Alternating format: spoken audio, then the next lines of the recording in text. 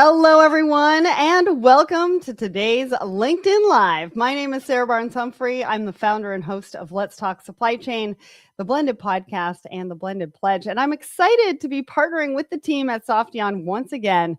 And we will also be getting together at Modex to film a live episode of Let's Talk Supply Chain, which will be released in May. So stay tuned and look out for that, everyone. But today we're talking about unlocking end-to-end supply chain excellence. Now, we continue to find ourselves in this ever-changing landscape, but we aren't always equipped with the right tools and systems to keep up. And that's especially true when it comes to our warehouses. Silos, increasing complexity, legacy technology, inconsistent operational systems, and it all has a knock-on effect down the chain.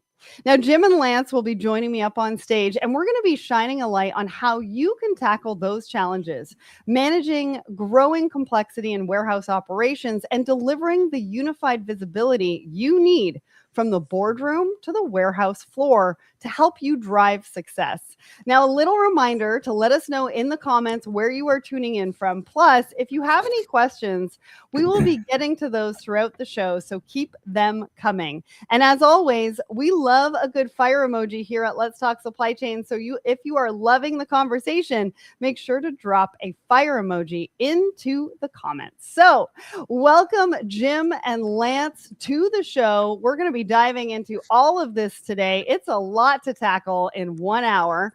And so thank you so much for joining me. And before we begin, let's get some introductions started. So Jim, I'm going to start with you. Can you introduce yourself, your background, and give us an overview of Softeon? Jim? Jim, can you hear me? All right, Lance, let's start with you. Do you want to let us know who you are and what you do and a little bit about IFS?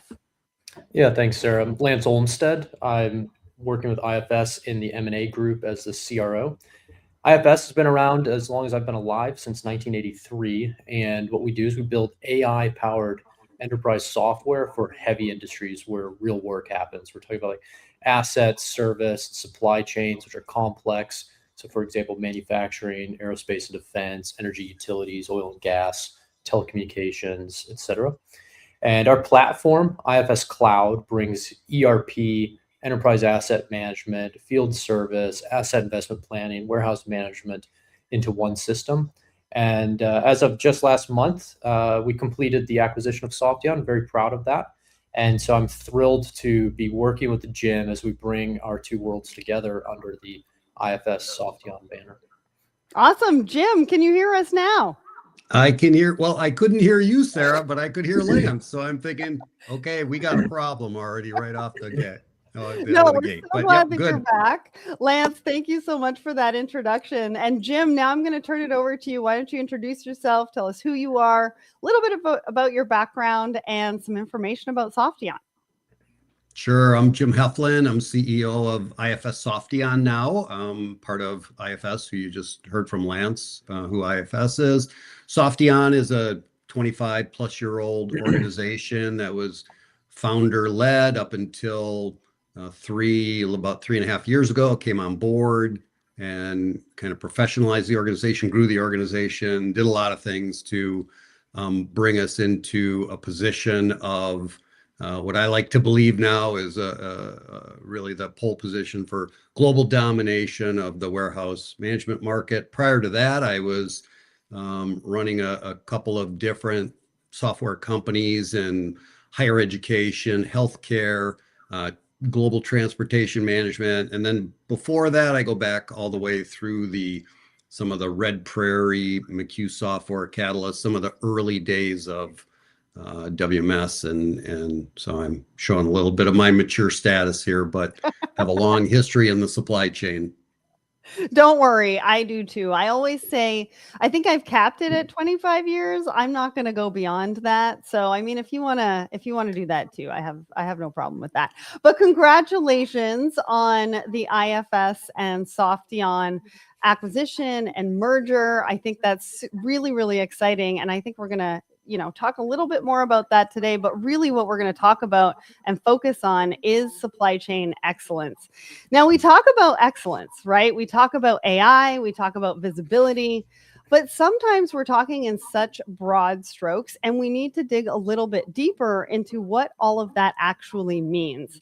So I want to do that with both of you today, and I want to find out, Jim, we're going to start with you first. What does achieving true end-to-end supply chain excellence take in real terms? Like, what are the best practices? What are the strategies that businesses should be thinking about? Yeah, it's a great question. I mean, I always think about it in some categories that I think need to be focused on at a global supply chain excellence level. Maybe not the first on the list, but certainly first right now, I think, is resiliency and risk management, because any kind of supply chain is really going to be it's going to be impacted by disruptions or changes. So we saw it in COVID. We saw it as supply chains retooled post-COVID. Now we're kind of seeing all kinds of things happening in the Middle East. So if you're not about multi-area sourcing and being able to change the path and adapt, and you have some just kind of fundamental problems. Next category would be, to really achieve that, you have to have a unified strategy, I think, of visibility and workflow or flow across all the areas of planning and, kind of execution, delivery, so that you can really be able to make business decisions at a higher level.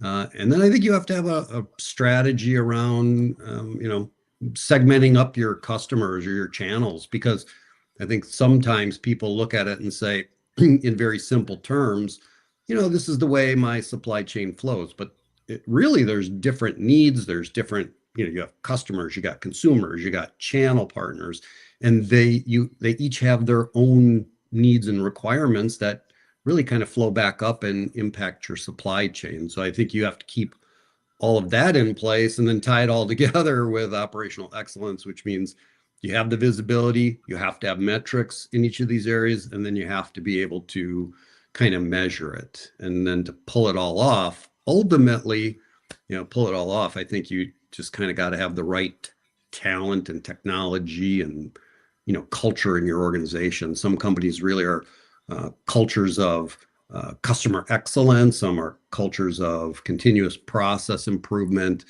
But whatever you are, you have to have that culture to really get to an excellent supply chain.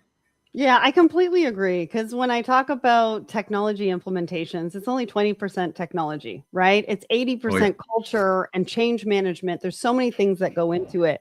One of the other things that you mentioned was risk.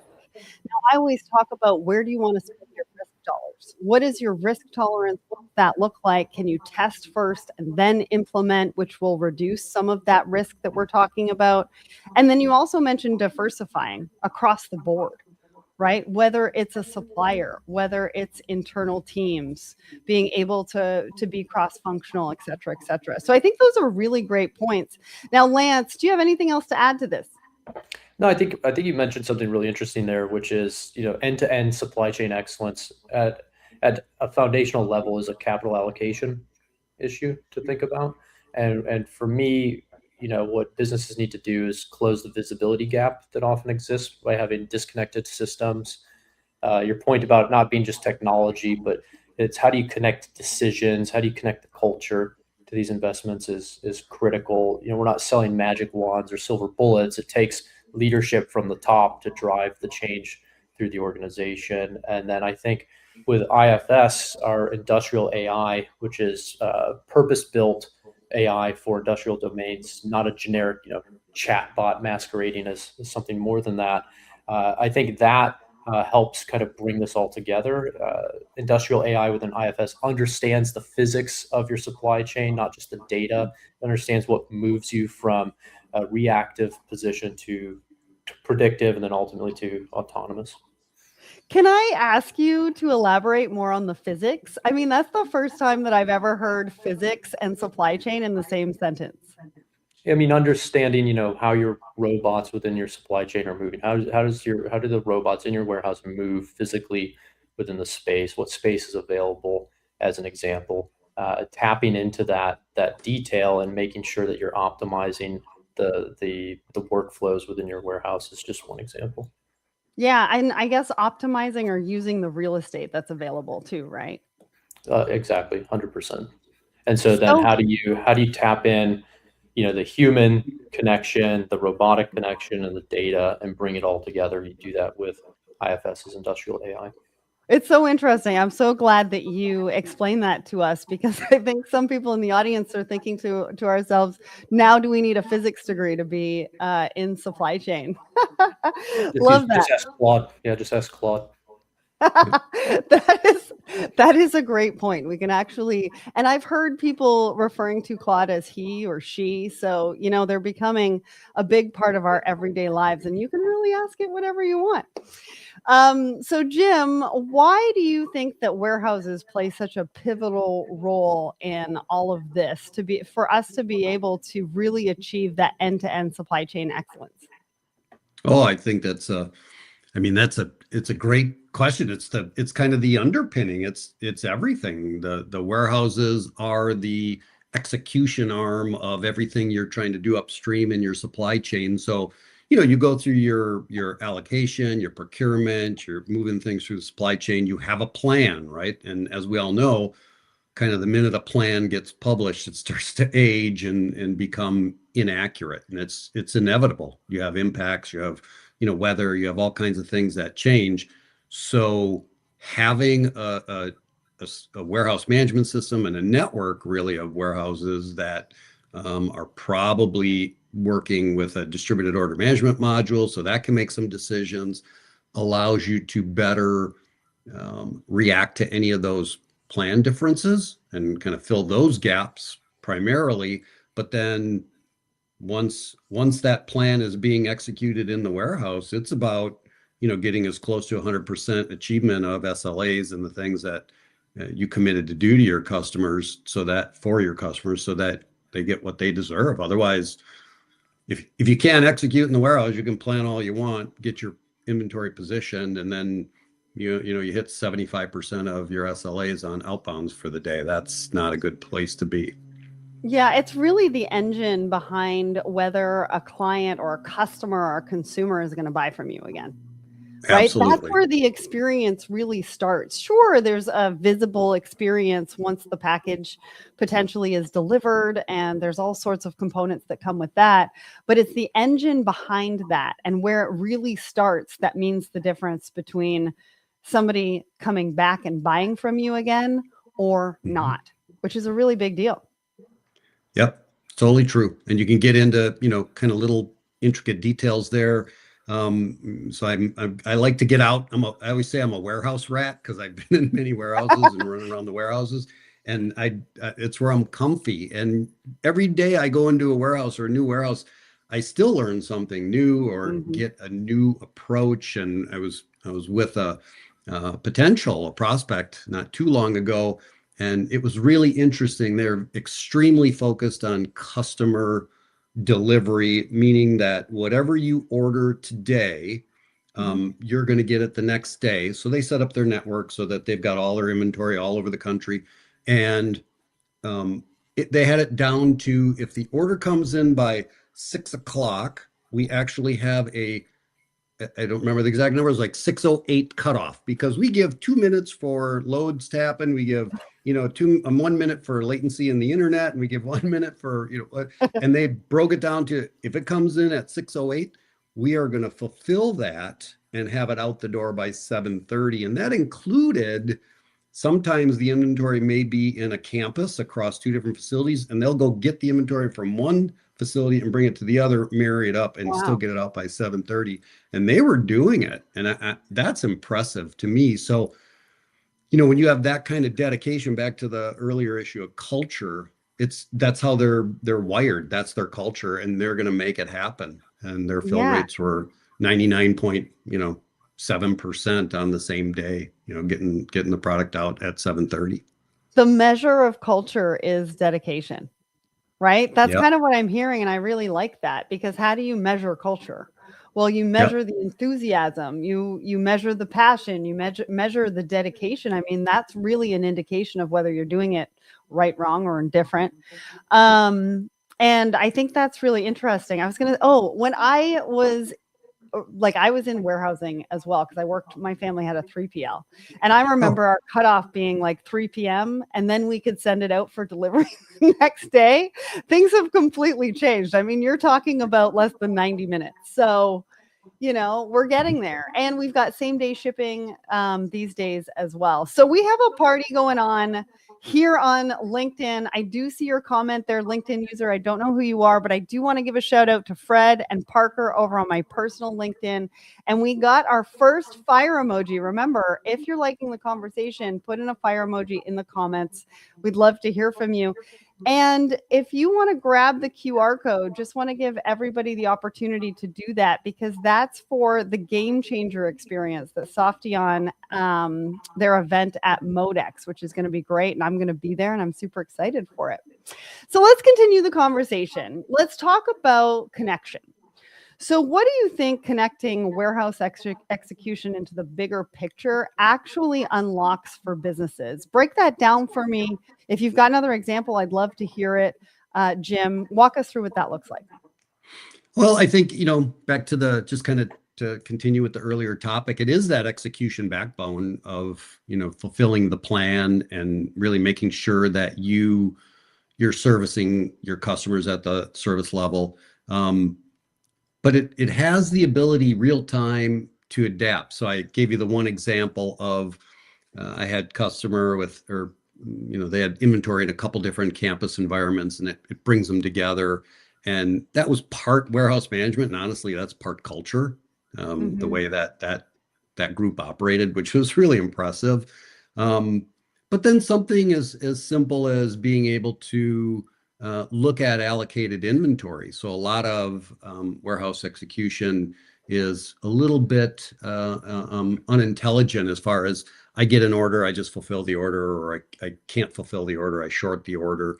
One of the things that I've seen us do, especially with automation, I know we'll talk about automation a little bit later, is you have some of the order picks maybe coming from manual areas, reserve areas. You have some of an orders picks coming from automation. Well, things happen. You get something happen in the automation. It totes askew. I can't go get that inventory. Typically, the WMS would just simply say, yep, okay, I'll short that line and the rest of the order goes out. We've created collaborative processes with automation vendors where we sense that, we get the short pick back, we'll go out and allocate that inventory and dispatch it to a manual picker and either bring it to the outbound end of the automation or bring it to, a consolidation area to achieve, 100% order fulfillment on that order, even in an error condition. I mean, I think that's just one example of how you react to either it's planning deficiency or something that happened after a plan or something that happened during the process in the facility where you're still trying to, make sure that you do the best thing you can for a customer. Yeah, absolutely. And I want to go back to what you were talking about around the WMS strategy, because obviously that's the technology or one of the technologies that organizations are using to manage their warehouse, right? You mentioned a little bit about how warehouses are currently being operated, but I'd like to dig into that just a little bit more because I want to see where we are from a foundational perspective so that we can talk about what's possible. So typically, how are those warehouses currently being operated in terms of systems, technologies, operating models?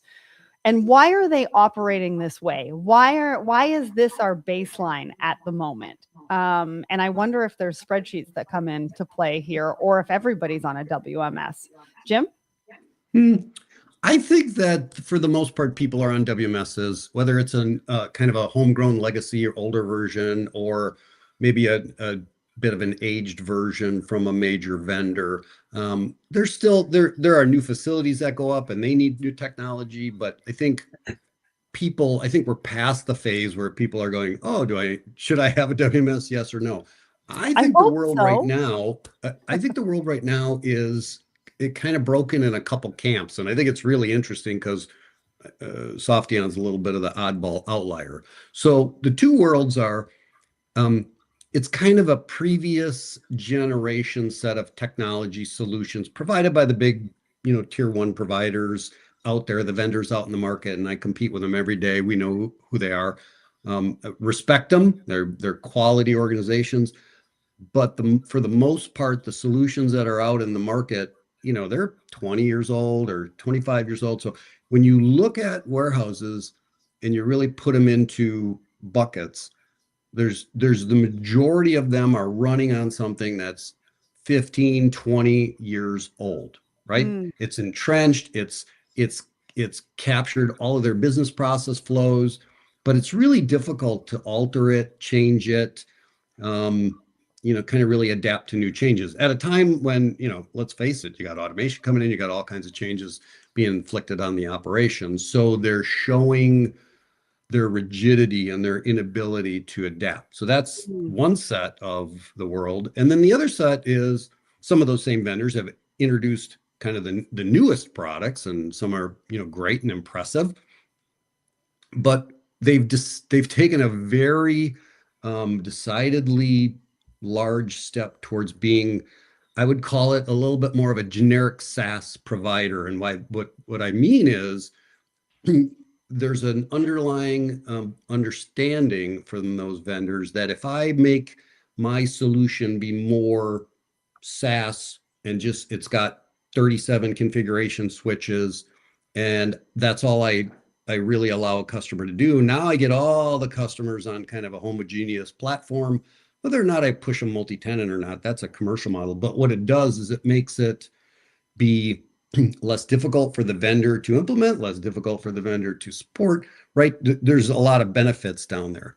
The problem with that, I think, is that that might work for NetSuite customers or something, but that doesn't really work for warehouse operations. And it doesn't work because warehouse operations, due to facility variances and all the product configurations and all these channel workflows of different, order types and customers and demands, and we aren't even talking about 3PLs yet, you cannot just bucket people into 37, configuration switches. I even heard a vendor, a vendor, I think they called it, if I remember correctly, constrained extensibility, which is, I think it's an oxymoron, right? If I'm constrained extensibility, that says I'm going to let you kind of map to your business process flows, but I'm going to constrain you. So the difference is it really impacts your operation. And we've seen operations where they were more, the solution was much more granularly mapped to their workflows. And then they've taken an upgrade to a little bit less flexible version, and they've lost, 3, 4, 5% productivity. It's like same operations, same order characteristics, just they went to a newer version and they lost 3, 4, 5, and that's a huge deal. So that is a really, really big deal. Yeah. And so go ahead. It's just to me, it's like, it's a little bit tone deaf on who the ultimate customer is, which is the operations staff, the operations leaders in these supply chains and these warehouse networks. If you really listen to them and you really understand what they're saying, what they say is, I want something that perfectly maps to my operation because I'm going to get the most efficiency out of it. And then I still want to be able to, move to a new version 6 months from now, a year from now, or 2 years from now. And that's what makes Softeon unique. Well, and I think what you're also talking about, and this is something that has been coming up quite a bit for me, is the flexibility piece. How flexible is the partner that you're partnering with, and how are they moving at the pace of change so that your decisions aren't like running to catch up? Because what they're saying is everything's moving so quickly, our decisions aren't actually able to keep up because we aren't necessarily working with a partner that can help empower that decision making at the pace that is happening right now. And so I think it's a really, really interesting point to point out in the fact that when you are looking for a partner and you do want to increase efficiency, those are things that you have to think about, future-proofing your business. Lance, do you have anything to jump in here with? I know you were nodding your head. I think you agree with Jim, but maybe there's some other things that we're not considering. I think kind of what you're saying, if you kind of zoom out a little bit further, is that you have an inflection point with where technology is going. You can kind of stay in this like maybe a robust state, which can withstand changes that are coming at you, or you could implement a solution that's, if you want to use the analogy, more anti-fragile, where as the environment changes and as your warehouse management system and your team receive more inputs and changes to the supply chain, they actually become better as a result of it. They don't resist the changes. They actually become stronger and better, more anti-fragile in the way they operate. I think that's the difference between IFS Softeon and the rest of the market. I mean, I'm just kind of laughing in my head around this idea of constrained extensibility. They're simply doing that because their team doesn't have the bandwidth to support the extensions. And so when you create true extensibility like Jim and Mark have at IFS Softeon and true flexibility, it really supports where the market is right now, because I think the market is way past the should we phase, and they're more in the how do we orchestrate, how do we sequence this, and the challenge isn't about how to deploy a warehouse management system or automation. The challenge is really how do I orchestrate all these different things that I need to do alongside a human workforce that is underpinning our culture in a cohesive way. Yeah, that's such a great point. I was actually a fly on the wall in a discussion with some chief supply chain officers, and they were talking about planning and how it's all about not necessarily planning anymore, but the execution of it and the orchestration that comes before that.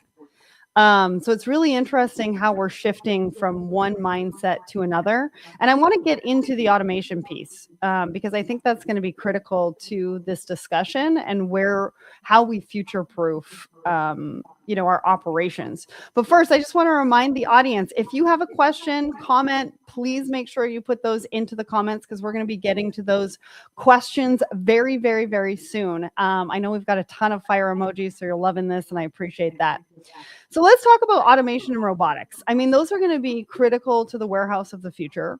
But I would also say that most businesses are still in that place of trying to figure things out. They're testing, right? They're trying to understand what's going to work for them. So Jim, I'm going to start with you and then go to Lance. What does investment in automation, robotics, and new technology look like at the moment? What do you see from your customers in terms of how they're seeing it, how excited they are about it, and where they're prioritizing investment? Jim? Sure. I think across the board, every customer I talk to is considering it, deploying it, playing with it, or committed to doing something at a large scale with automation and robotics. So it's kind of across the spectrum. I don't think I could point to a customer that says, yeah, no, I don't need any automation at all, ever. So that's good. I think as far as where they land, I think most are in this, if you kind of use a baseball term, they're kind of in middle innings, maybe early middle innings, where they've played around with some automation and now have progressed and saying, okay, I played around with that. Now I know, purpose-driven areas where I can get more value out of automation. And what hindered that, to tell you the truth, I think, is back to the earlier conversation of rigid WMS, older platforms, where if you wanted to put in a subsystem, getting that technology to the floor was taking, months or longer, when it should take, hours and days or days and weeks. And that's the shift that, I think we can enable in letting people get pieces of automation and subsystem out on the floor to see what it does. Because I think there's a big topic in the industry that people don't really talk about, is this promise of, hey, put this automation subsystem and put these robots and put these, as goods to person or pick the light or whatever it is. And there are promises or expectations at a certain level, and then the reality is not kind of coming in there. And it's not the automation vendor's faults. It's not, the engineering team's faults. It's it's a learning thing, right? People got to get things on board and see how they operate. And Yeah. so the way I always look at it is what IFS Softeon needs to be able to do is help provide advice on what we've seen, and then also, help enable customers to move very quickly and test things and, still move beyond them when, maybe it doesn't work out the way everybody expected it to. Yeah, and I'm chuckling when you said days and months because I just had a comment from our Let's Talk Supply Chain Instagram from D Steinbach. They say, yes, I was on a site tour where their systems was so inefficient, but the process to upgrade to tier 1 was an estimated 5 years.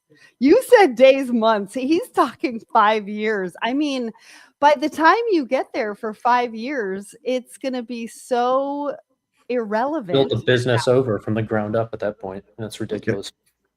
Right? Yep. That's a long time. Sorry, Lance. I wanted to go to you next, but I had to throw that in because Jim said days, months, and they're talking 5 years. I think really, from my vantage point, you look at IFS partnering with Boston Dynamics as an example. You look at our acquisition of the Loops, which is deploying agents. I think half, if I read it correctly, I think half of enterprise CXOs are planning agentic AI deployments in supply chain. And so we're seeing it within IFS. Our customers are very excited, but they need AI agents that understand their domain, not just generic tools. And certainly sounds pretty generic when someone says it'll take 5 years to do something in 2026. So we're going to continue to invest in the Loops digital workers, which are AI agents with a purpose-built workflow for industrial applications. I think ROI expectations have changed. In conversations I've been in the past, is always around, what's the payback on this? And I think the conversation has shifted more to how now does this fit into my overall strategy? And what was really funny, I was in a factory the other day, and this particular business had to bring back retired employees as contractors because they didn't have the skills to work in this environment with the current pool of labor. So then I think you layer in a solution like IFS Polka, which delivers standard work and connects the front line together around how to do the job that they've been asked to do. You combine that with Softeon, and I think you get true transformation. It's so interesting because we talk about data, and it's actually mind-blowing that still in 2026, there's still some, interesting takes on data and how to manage through all of the data that's coming. But you just said it. You just said it around data, right? Like, how do we figure that out? What does that look like? If we haven't figured that out today, what are we going to do moving forward? And some of that data is in people's heads. I mean, it sounds common sense to say this, right? But like, you would think that the first thing you do tomorrow, if you're the CEO in a business, is sit your key employees down in front of an agent portal and take it through an interview to capture that knowledge that's in their head, and then deploy that knowledge to the rest of the workforce. You'd think that that's a no-brainer, and yet you don't see that happening as frequently as you'd think you would. Yeah. It's so interesting because it's a combination of things. And if we miss one element of it, like you said, they're having to bring them back in to be able to get the data that we need to be able to drive forward. Now, one of the other things that we're seeing around new technology is high levels of project failure. Now, I've spoken about this a couple of times on the show, and I think it's important because everybody's testing and trying to figure out what's working. But I also think in some cases, teams are misunderstanding what else is needed to drive success. One of you mentioned ROI earlier and that it's changing. So how can leaders actually make automation and robotics work in the warehouse, and really understand what success, like what are they measuring for success? Jim? Yeah, to me, I guess I go back to what I said is, it's fit for purpose. And where I see the failures are when people have put automation in and there was not a clear understanding of, what am I going to push through that area of automation, that subsystem. And then because of the product profiles or, whatever the business rule requirements are, it dramatically impacts the amount of throughput. And one of the ways I think that happens is people don't think enough about the business rules, whether it's kind of FIFO rules or lots, managing your lots and holds. And, there's so many rules around inventory and pieces that sometimes people think in a very simplistic term. Well, I'll just take this inventory, I'll throw it in the automation subsystem, and then you just pick out of there. And then you say, pick what? Pick which ones? Oh, well, then we got to separate those into different totes or bins. And then all of a sudden, what you thought was maybe going to handle, 10,000 different SKUs handles 2,500 different SKUs, and you're really constrained. And I think early on in the process, the people that understand those workflows and rules need to be engaged with anything when they're talking about automation. And I'll tell you, I think I've seen some, pick to robots with bins on them. So the robot comes up, it's got 6 bins on it for orders. I've seen some implementations that are unbelievable for throughput, but it really hinges unbelievably good. And I've seen some where it's really not very good at all. You're better off just, doing it with a person. And the difference is it's that the SKU profile. So it's in the one where it was really good, it was a smaller number of SKUs. The order profile was maybe 1.3 picks per order. And so you just had a situation where they could do letdowns or bring pallets of product to a forward picking area, and the robots would just queue up and light would go on where I want this product, and boom, boom, boom, boom. The pickers just boom, boom, boom. And it was just a constant flow. And that, I think, is a really great use case. But if you don't have that product profile, then you got to not have those same expectations. Because if that's what I saw as when I got toured through the facility, and then I go to my product where I've got 70,000 different SKUs and I'm trying to emulate that, it just won't do it. You won't get that throughput. Yeah, I recently had the opportunity to go on tour of a gaming facility, and they actually showcased, it was a mixture of, I think, technology. It was also a mixture of some innovative ideas around how to reconfigure the warehouse, but it was also a lot of conversations with leaders and frontline workers. And they actually took end-to-end manufacturing within their facility from the time that the game came in and needed maybe repairs, or maybe it needed a complete overhaul. It went from 4 hours down to 90 minutes. Mm-hmm. Right? Like, that is the operation efficiency that we're talking about today. And like you said, it can be measured in a variety of different ways. Now, I want to let Girish and Patricia know, I see your questions. We are going to get to those in just a little bit. Lance, did you have anything that you wanted to jump in there with before I get into 3PLs? Yeah, absolutely. I mean, I completely agree with Jim that you can't automate in a silo, and that the WMS is the orchestration layer, and so you need to get that right first. But we've all touched on a little bit the culture and the change management piece. It's kind of humorously amusing the number of times where you see a prospective client ask for a proof of concept or a pilot before they roll into the bigger project, and they're when you dissect that and figure out what are they really trying to achieve here, I'd say 80% of the time they're unsure that their team can actually embrace the technology that's being considered and use it. And so sometimes they'll want to, let me trial it over here, but not over there. Let me do it. And so you're sort of, but they'll mask it around this. Does the technology work? And it's like, well, I can show you right now that the technology absolutely works, and then I can take you on a road show and show you all the IFS Softeon customers who are using it with massively world-class SLAs, and it works. The real question is, do you have confidence in your team's ability to execute on this? And so I think retaining high-quality people, bringing new processes in, educating people around the KPIs. So really, it's the world-class organizations have leaders who invest, I'd say, as much in their people strategy as they do their technology strategy. And sometimes in the conversation that we're in. We don't see the connection there.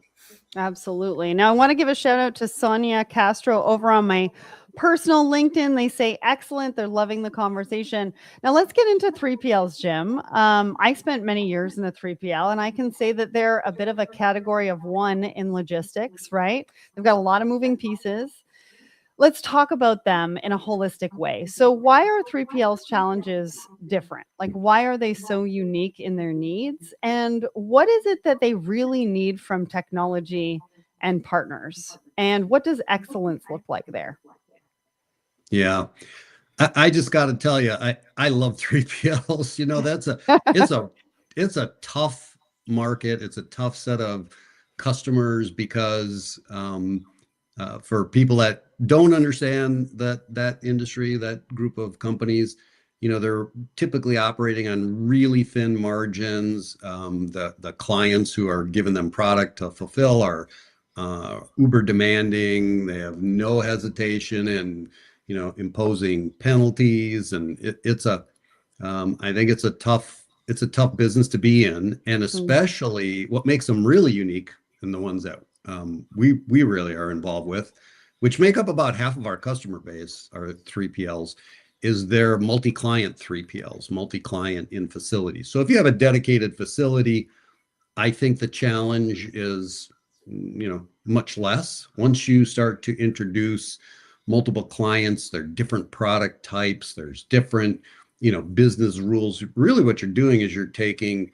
2, 3, 4, 5 operations and you're putting them all into one facility, and you're expecting the WMS to manage all those different types of flows and products and channels. And that it's I love it because it's so, like, I'm a puzzler. I love solving puzzles. I just love when there's hard problems. And 3PLs with multiple clients in a facility is a hard problem. And it's what makes it so fun. And it constantly changes. So not only do they have that operational kind of complexity, but that never stops. So it's not like they get it all set up and then they can run it for 3 years and it's static. They have, one of their clients gets a little bit too big, and so they move part of it out to another facility, or they move the whole client out to another facility, and then they get a new client, and it's constant motion. And it's just really such a fun industry to help partner with those customers, those organizations. Yeah, it's a very unique environment. I mean, we had a variety of different customers, from, clothes to big machinery to, appliances. And you're right, they all have unique specifications, and how do you figure out how to manage that? And I think the 3PLs that really master that and work with partners who can help them to figure out what that gold standard of warehouse execution, they're the ones who are winning with supply chain excellence and what that looks like for 3PLs specifically. Yep. So I really believe that collaboration is the future of business. Now, this is the last question that I have for you, Lance, before we go to our audience questions.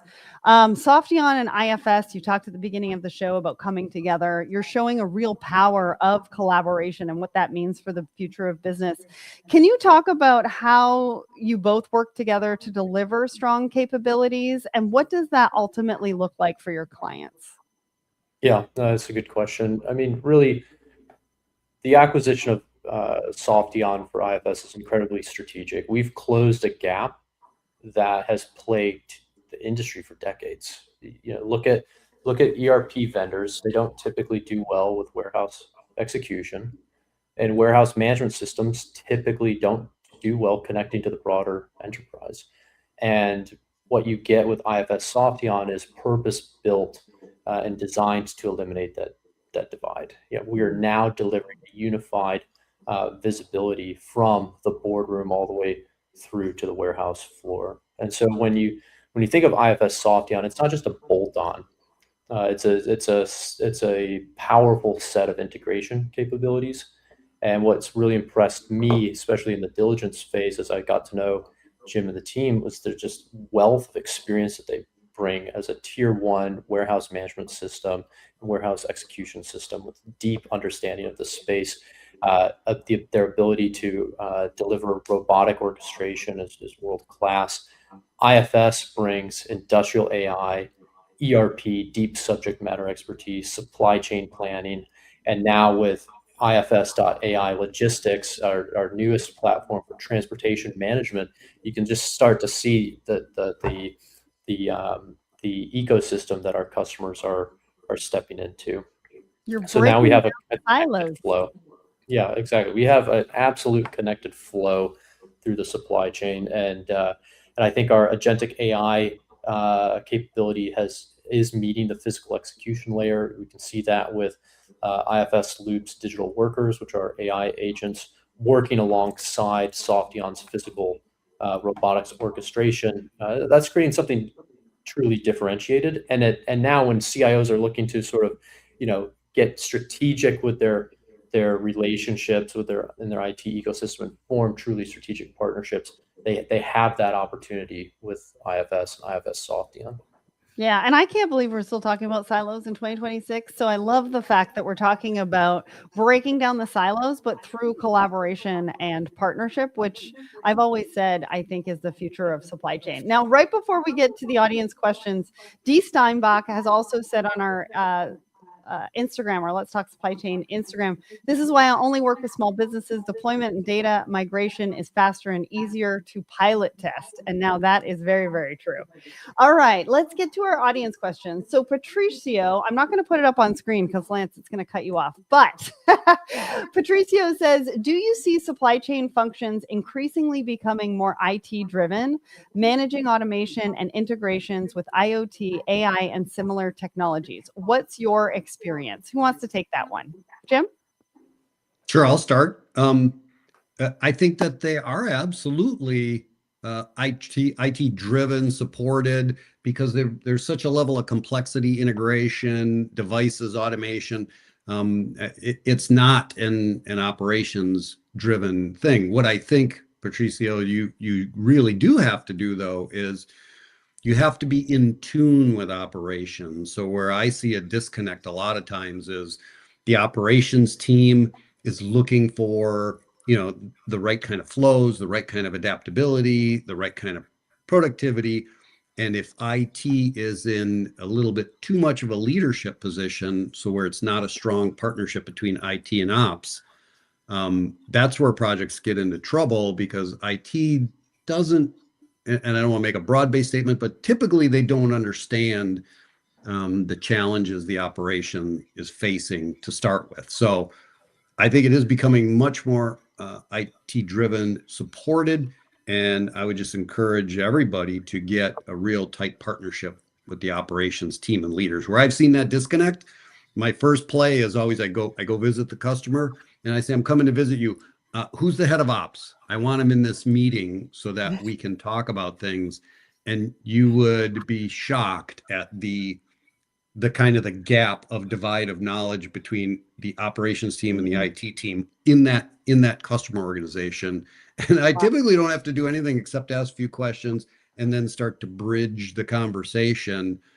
And then the whole relationship changes, not only with the customer collaborating internally, but then with IFS Softeon externally. Yeah, I think go ahead. I think the role of the CIO has evolved and continues to rapidly evolve, and I agree with that assessment that Jim's providing. I mean, ultimately, both the CIO and IFS Softeon's end customer is the operations team in this instance. And so how do you collaborate with the CIO to deliver the best solution for the COO, who may not have yet the technical depth the CIO does, so to understand the space of possibility, but understands the problem that they're trying to solve? And then how can the CIO take that capability that exists in the market and understand how to deploy it into the COO's organization so that you don't overwhelm the business and you deliver the results you're expecting? Yeah, you put that really well in the fact that everybody has their knowledge space, right? So the operations team knows the problem that they're solving, but the technology team and the CIO can really plan out that vision or showcase the vision of what is possible. And sometimes we don't know what's possible, especially when it's right here. And I think it's Exactly. the combination of both of those that are really going to create that excellence. So I want to give a shout out to Sharia over on the Softeon LinkedIn stream. They gave us a fire emoji. Thank you so much for joining us. All right, let's get to Garish's question. So, what would you say are two most painful points from a warehouse operations perspective, regardless of the intelligence of the WMS? Use cases keep cropping up, and it would be quite difficult for any WMS to meet all possible scenarios. Jim, I'm going to start with you because you kind of alluded to this when we were talking about 3PLs. Yeah, I think that overall complexity and speed of adaptability, which is really amplified in the 3PL market, but it exists in traditional distribution and operations because those customers are also changing and they're getting new channels and things. So I think that one of the biggest pain points is just being able to adjust. And back to the earlier question, because it all ties together. The operations needs to know it adjust. It needs to adjust. IT leaders, CIOs, they want something that's flexible, but many times they're stuck with something that's a little more rigid, and so they become kind of more gatekeeper. And where I think this all goes is if you truly have a philosophy about enabling and having a bit more open attitude about your platform, then IT, the CIO, they can become an enabler also to operations. So all of a sudden, there's a nice partnership with IT and the vendor to be able to get that done. And then it's probably the second biggest issue, because you're talking about adaptability. They're trying to adjust to different changes. They're trying to adjust to automation, robotics, pressures. I think probably the next one is workforce. That's always a universal thing, and it's not necessarily is tied to warehouse management, other than warehouse management can make things simpler and better for the whole operation, so you can deal with a workforce that has got a lot of turnover. I mean, it's typical to have 50% turnover in warehouses, and you lose half your people every year. That's gonna be a challenge for you. Yeah, that is a lot. Lance, did you want to add anything else? I have one more audience question that I want to get to. So yeah, no, I think on just on that labor challenge. I mean, I think it's an apex issue that the CEO needs to focus on. How are you protecting your knowledge? How are you engaging with your workforce, retaining them? But then how are you strategically deploying agentic capabilities and automation to acknowledge the fact that the silver tsunami is real. Baby boomers are exiting very quickly. By 2030 they'll all be retired, and there's a completely different generation coming in. There just aren't enough people to do the jobs that are needed to be done. And so how do you A, capture the knowledge, B, engage the people who do show up to work, and C, deploy automation to enhance that?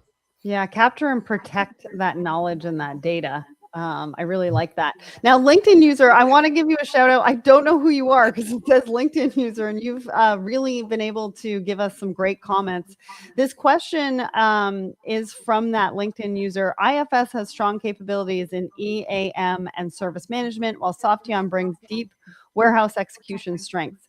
The real challenge is not integration, but orchestration. So how do you plan to unify decision-making across asset, service, and warehouse layers without creating another abstraction layer that slows real-time operations? Who wants to answer that one? That was a big one. Yeah, that's a big question. I'll take a stab at it first, Jim, if you don't mind. Sure. I think that's where IFS's industrial AI and our agentic capabilities through the Loops digital workers comes in. I think what's happening in the market is there's an increasing level of supply chain complexity, and people are trying to solve that complexity through a lens that's kind of looking at AI, but kind of looking in the rear view mirror as well. And when you see the advancements that are happening in the world of AI, it's at a very fast accelerated clip. So even what we're talking about with a customer today, we have to acknowledge is going to rapidly and materially improve over the next month, over the next 2 months. It's not linear. And so I would encourage everyone who's in this space to really go deep into the power of agentic capabilities. Jim, do you have anything to add? I do. And what dovetails incredibly well with that is a concept, a philosophy that we've built in technology for what we've coined the massively observable warehouse. And what it is it's a philosophy that says all of these events that happen in the warehouse, we have an innate ability to grab them, publish them, and push them out onto a tech stack that people can subscribe to them. So now when you're talking about industrial AI and being able to see what's going on, you're right. It's not about just another integration layer that slows everything down. It's about seeing the data that you want to see real time and then being able to react to it. So that's what changes it to a real-time collaboration instead of it just being another integration piece. And we had started down that path, 9 months ago, almost a year ago. So it was a perfect match for, IFS when we started looking at this acquisition. Yeah, and helping decisions keep up with the pace of change, which I had mentioned earlier too, I think is an important part of this. All right. So thank you to everybody and all your amazing questions. I have two last questions for Jim and Lance. What do you want to leave the audience with? What are your final words of advice or next steps? Lance, I'm going to start with you and we'll end with Jim. Yeah, I think you should definitely come see us at Modex if you want to see this in action. We're showcasing what IFS Softeon looks like. You'll also get to interact with the broader IFS organization and IFS POCA at Modex. And I think what you'll see there isn't just a vision, but it's real, it's executable now. People are doing it now. Yes, and grab the QR code. The link on that QR code is going to take you to that game changer experience, and you'll be able to, party a little bit with Softeon and IFS. Jim, what are your final words of advice? My words of advice, because everybody on this podcast, I'm guessing, are here because they're involved with some type of supply chain warehouse management, and I would say, make sure you get that next level of operational understanding. Take that step into the operation to understand their goals, their requirements, their challenges. And then when you're meeting with us or you're meeting with any, vendor, I think the question's not as much about how do you solve my problem like right now today. I think it's a very important question, but you need to really push into, and then what does that look like, 6 months from now, a year from now, 18 months from now, because I know you don't know what your business is going to look like, but your business is going to change, and you want to hear a philosophy that aligns with kind of a continuous change and improving solution set for what you're trying to accomplish. Such a great point. I get asked all the time, what kind of questions should we be asking partners or vendors to make sure that they are true partners in the future of what that could look like? And so I think that's a really great note to leave on. So warehouses really have transformed into the beating hearts of supply chains. And so with the surge in automation, robotics, and labor volatility, having a robust and efficient warehouse management system is really essential. And that's where Softeon comes in. So if you're looking for a trusted WMS provider to optimize your warehouse operations and unlock true end-to-end supply chain excellence, head over to softeon.com, or remember to grab that QR code and check out the link, and make sure to check them out at Modex. Jim and Lance, thank you so much for joining me on the show today. Thank you. Thank you. All right. And I want to say thank you to everybody in the audience for joining us today. We loved your comments, your fire emojis, and all of your questions. And so